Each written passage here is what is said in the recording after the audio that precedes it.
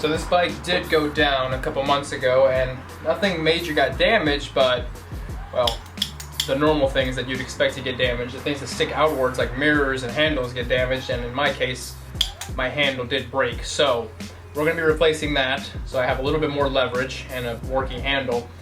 While we're in there, we're also gonna replace the clutch cable.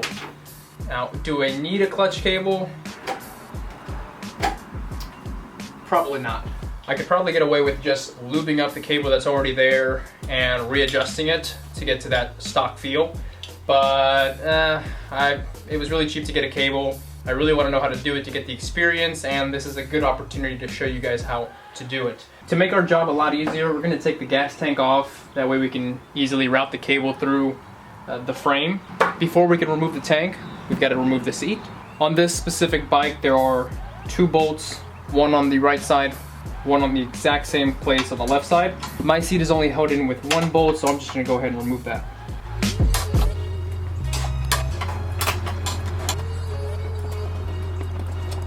We're going to go ahead and slide the seat back.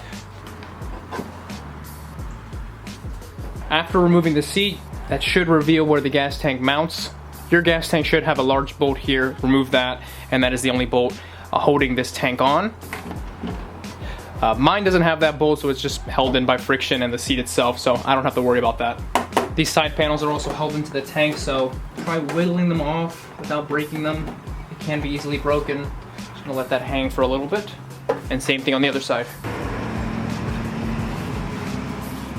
The last thing holding this tank onto the bike is the fuel line. So mine is turned off, my petcock. I'm just gonna wiggle the tube off. Some gas might spill out. In my case, none did. Now we can go ahead and wiggle the tank off.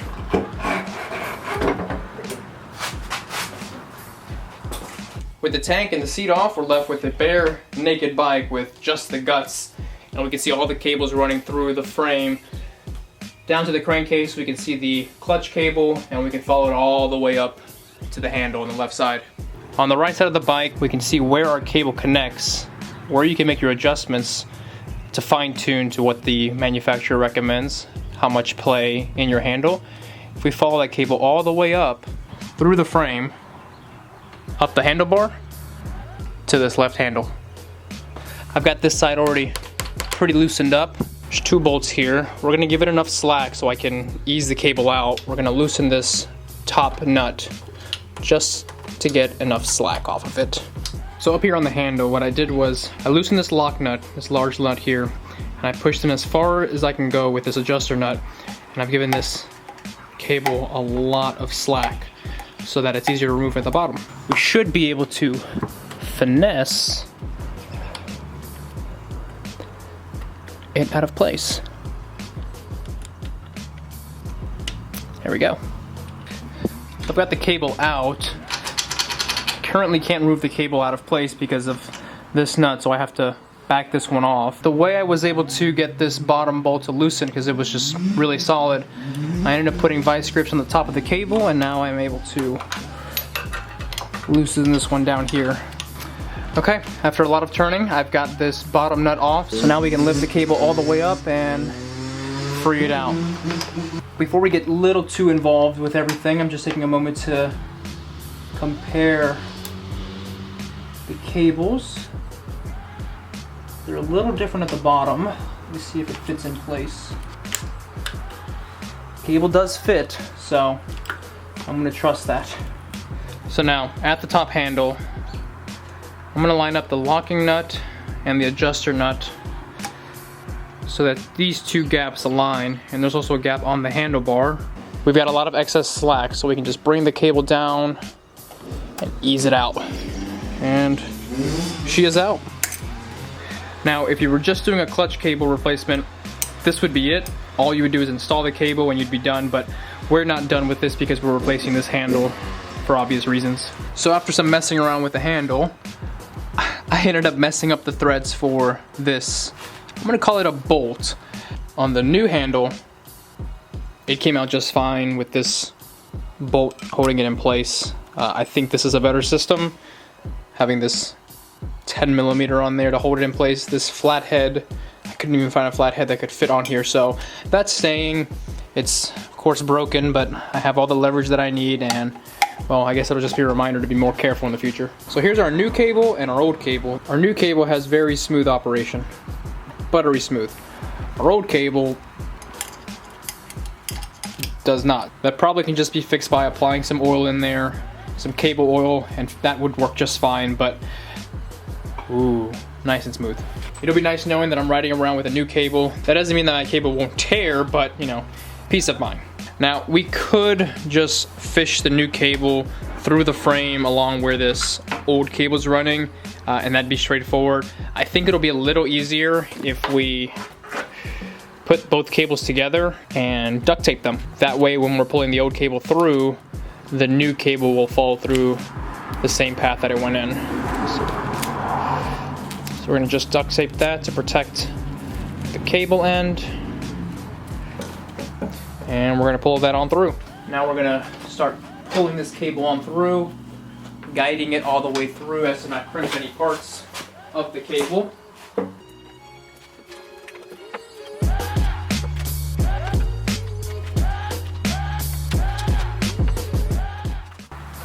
Now that we've routed everything, let's take our duct tape off.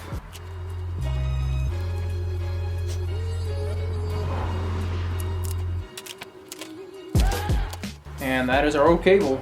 Thank you for providing me a clutch. Now, I know what a lot of you are gonna tell me. Why didn't I just keep the seat on the bike and the tank and just run it that way? Well, you can do that. You don't have to take the seat off. You don't have to take the tank off. You can run the cable just like that. Personally, I feel that it's better to get to know your bike, get a little bit more intimate with your bike, so that in the future, if you need to take the tank off, you've done it, you know how to do it. The more you do it, the easier it becomes as you do it. But yeah, you could have totally done that. I hope I don't get too much hate for that. Now we're just doing the reverse of what we've already done. So back on top, we've got a little bit more slack so we can run our cable in. Just gonna twist it. And on the bottom, get it into the notch, pull it on through. And that is it. It is installed up here. We'll adjust everything after the fact, but that is pretty straightforward. A lot of slack. I wonder why. Now we're gonna back off of this nut here, slightly remove that boot, and get it inside. We're installed up here. Now we just have to get our cable in place. It's got plenty of slack. Run it in, and we're installed. Get our nuts back in place.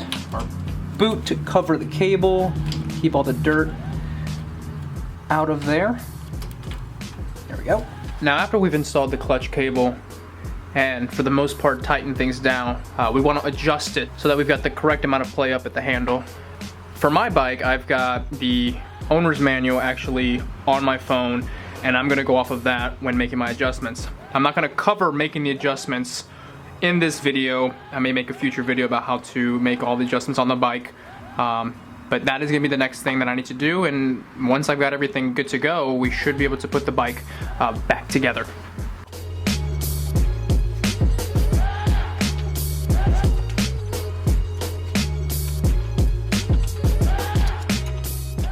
I've got everything snugged up down here.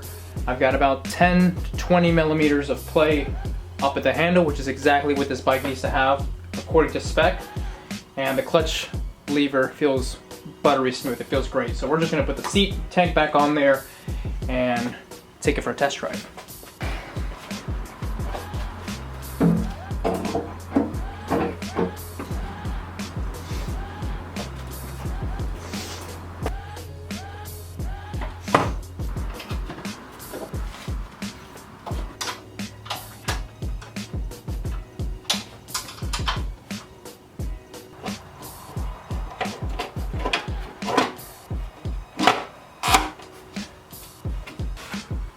And that is it.